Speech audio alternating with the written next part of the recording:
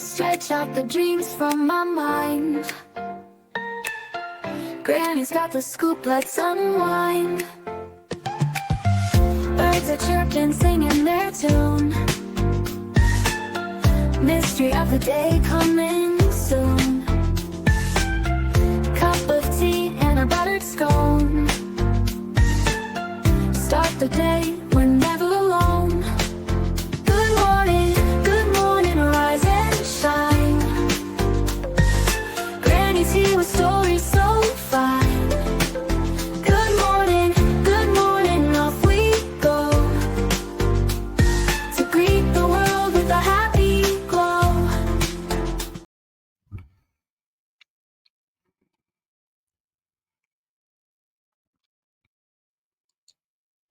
Good morning, everybody. I hope everyone's having a good morning so far. Grab your coffee, your tea, your cappuccino, your espresso, your juice, whatever it is that you drink in the morning. We're going to get started. Okay. Today we're talking about the Bryan Kohberger Idaho 4 case. There's documents that are being released, guys, and we have some incredible news. Let's go ahead and get started. All right. And all credit goes to News Nation Banfield. Ashley does an excellent job of reporting. Now, News Nation senior national correspondent Brian Enton, who's been covering this case since the very beginning. Brian, I know that literally up until this moment, you have been going through these court docs, and I think you're still going through them. So there may be more shoes to drop, but let's start with what we know. And let's just start with that K-bar knife, because, I felt like the biggest moment in this case was that they found the knife sheath. And then the second biggest moment was that they figured out DNA on the snap, that little spot here on the knife sheath, the thing that snaps it shut. That's where that little tiny speck of DNA was, and that it matched Bryan Kohberger. But now we have him in court documents from Amazon buying a K-bar knife, a sheath, and a sharpener. Yeah, more than 100 pages of court documents came out just within the last couple of hours, and this was buried in the documents. And you mentioned it. I mean, this is a massive deal. This is a huge, huge piece of evidence, something very, very helpful to the prosecution. They are saying that between March 20th and March 30th of 2022, so that would be about 8 months before the murders happened, that Bryan Kohberger, through his Amazon account, bought the K-bar knife, bought the sheath, and also bought a sharpener. So what I thought was also... Guys, we knew that a K-bar knife was used, and we knew that he had to have purchased one, right? There had to have been proof of that. We don't know where the knife is, but he also bought a sharpener. Think about that. Why? He wanted to make sure that that knife was very sharp, evidently. Also interesting, and I may be superimposing my thoughts over their documents here, but it felt to me that the prosecution was making its case by saying we did not cherry pick. We didn't cherry pick anything. What we did was we found a purchase of what was a murder weapon, similar to a murder weapon and a sheath. And also, we looked at other activity, and never did he seem to be a hunter. Never did he seem to be a fisherman buying this stuff all the time. It seemed to be just this one time that he bought this kind of weapon. And that is a really good point that she brings up. He wasn't a hunter. He wasn't a fisherman. Why did he need this kind of knife? Look at that. Look at that.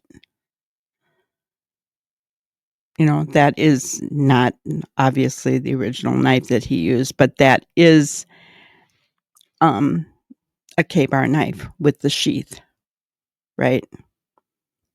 And the sheath that's shown here is actually just like the one that they found, the DNA on the snap and everything. Yeah, they looked at all of the activity, all of the Amazon activity for several different time periods leading up to the murders. And what's interesting is the way we found this out is there's filings going back and forth between the defense and the prosecution, because the defense is trying to get a lot of this Amazon information and Amazon activity thrown out. Obviously, I mean, now we know why. It's damning to Bryan Kohberger.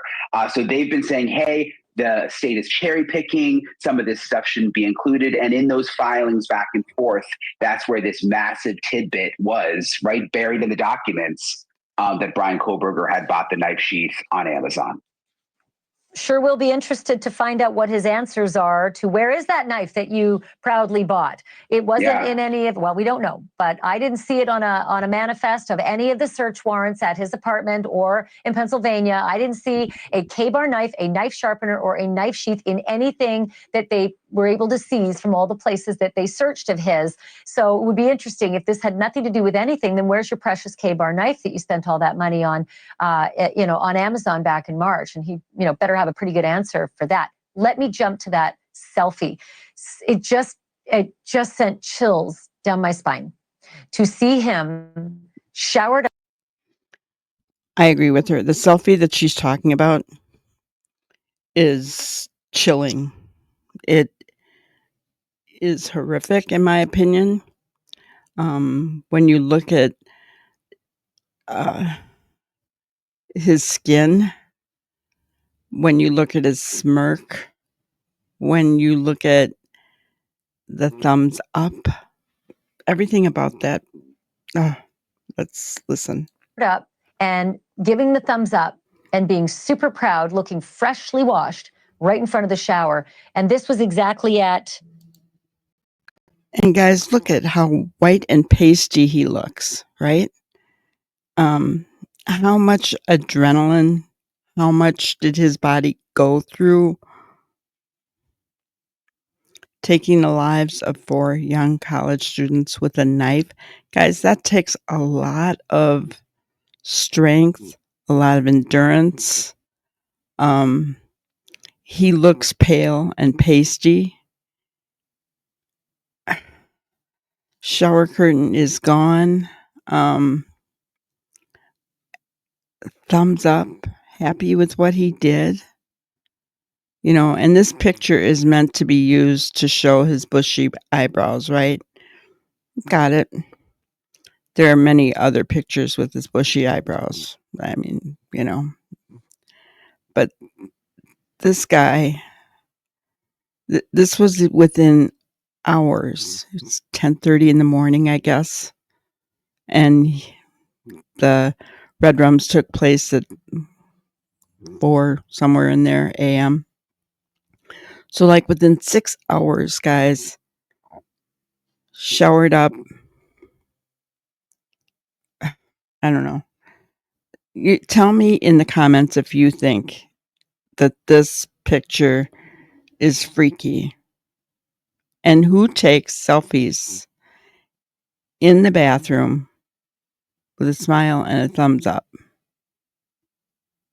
Who does that? And for what reason? Was it 10:39? That photograph that was taken. 10:31 a.m. 10:31. November 13th. So the day of the murders. The murders happened sometime around 4 a.m. This is 10:31 a.m. I was looking at it really closely. It looks like maybe he's in the bathroom, like in front of a shower, if you look closely. And this was just sort of buried in these new court documents. We haven't really seen photos of them like this before, but they recovered this photo from his phone. And the reason that the prosecution is so interested in this photo is because of roommate Dylan's account that he had, that whoever came into their home had bushy eyebrows. That was one of the main things that she said. So this is apparently the photo closest to that time period of when the murders happened. And the prosecution wants to use this photo at trial to show the jury so they can look at this picture for themselves and decide whether or not, he's got bushy eyebrows. Wow, super clever, right? Prosecutors can say, this is 10:30 in the morning, and look at the bushy eyebrows that, couldn't have possibly been plucked 6 hours before if this is the guy that Dylan saw. But, there's the double entendre here, and that is he is freshly showered and proud. Why? 6 hours after the murder. And here's the thing, guys. If he had known that somebody that the surviving person said he had bushy eyebrows, he probably would have taken care of those eyebrows. He was trying to do everything he could to make certain that there was no evidence, but he got caught. And an hour and a half prior to the 911 call even being placed, this is the photo he is taking of himself in front of the shower. Thanks for watching. Go to join.nn. So what do you guys think? I find it interesting that the defense wants to keep that information out, the picture, the purchase of the K-bar knife. Those are very, very important to the case. They're not going to be thrown out. It just amazes me. You know, Ann Taylor is good. I will give her that. But I can't help but not like her. You know, it's hard to like a defense attorney that goes to such lengths to try and save their client, knowing full well. I mean, she's seen all of the evidence, guys. She probably knows full well he did this, right? I'm just saying. Very, very disturbing situation. I so want justice for these 4 young kids. And let's say their names, right? Kaylee Gonzalez, Madison Mogan, Ethan Chapin, Xana Kernodle. Those 4 young children, young kids, lost their lives because of that monster. Because of that monster. And yes, he's a monster.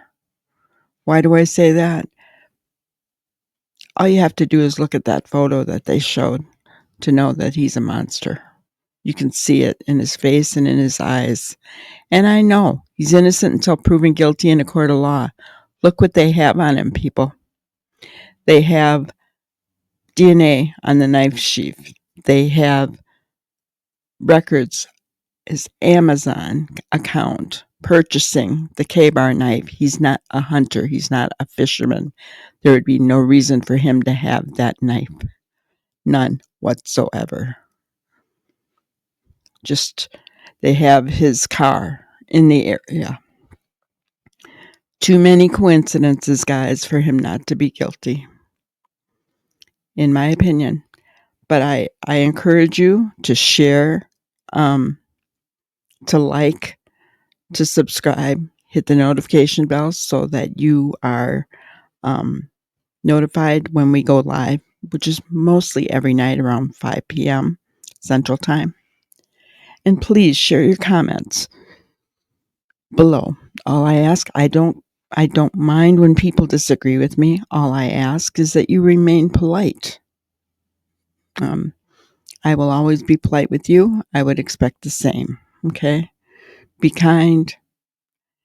And I hope you guys all have a wonderful, wonderful day. Thank you so much. Thank you for watching another episode of Granny's Crime Busters. We really appreciate each and every one of you. Don't forget to subscribe and like and even share the content. You can follow us on any of our other social media platforms at YouTube, Twitter, Instagram, Facebook, and TikTok.